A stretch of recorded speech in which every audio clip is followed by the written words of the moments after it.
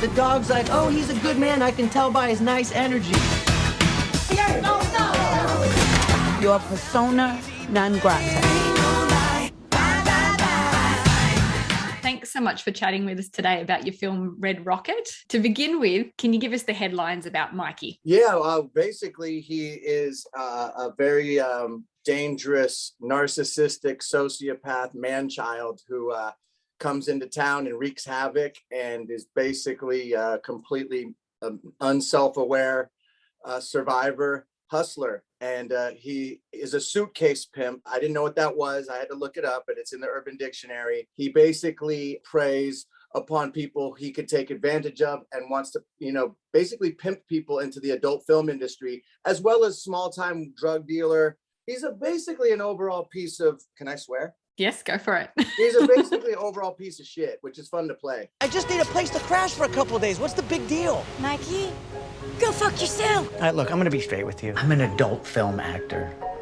Excuse me? Do you think he's a bad guy? Do you think it's that simple? That's interesting. I think the whole point of this is that we're all flawed and we're all hypocrites, and maybe everyone, it kind of holds the mirror up to a lot of people in a weird way. Like, what would I do in that situation if I was this desperate and broke and homeless? And it's a story of survival, and I think that's why it's resonating with people, because if you put yourself in this lead character's shoes, like, what would you do in his situation? And that's interesting. That's good filmmaking, good writing, and it's fun to be so despised because people are truly conflicted. They come up to me, they said, I saw your movie.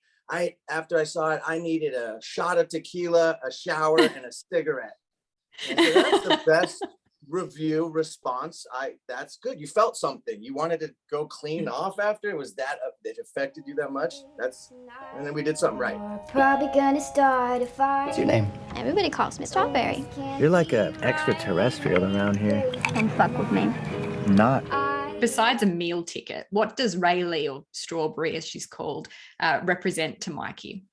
She's his ticket out of town back to Hollywood, Yeah. to keep chasing his dream that he seems to have lost and fizzled away. By the opening of the movie, he shows up broke and beaten up and with nothing. So it seems like Hollywood kicked him out, and he just wants to go back. And I think he's miserable in his small town in Texas, and he thinks he's better than everybody. So when he sees her, she is his golden ticket back to Hollywood. I think it's cool. You just said, fuck it. I'm gonna get paid for doing the thing I love most.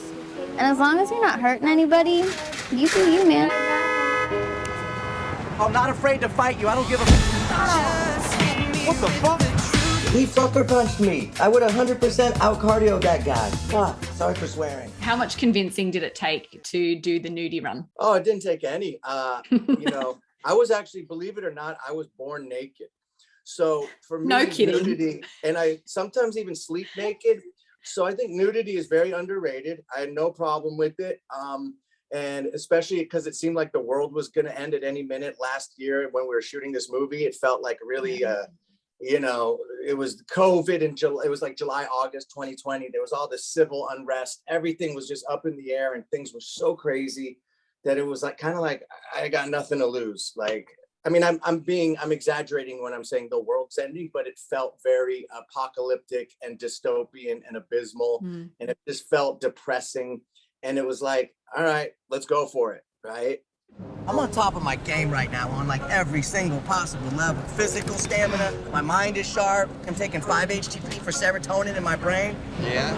Dude, with my skill and ability, there's no denying what I could do. The universe is on my side, bro. Before long, it'll be like we're still married. We are still married.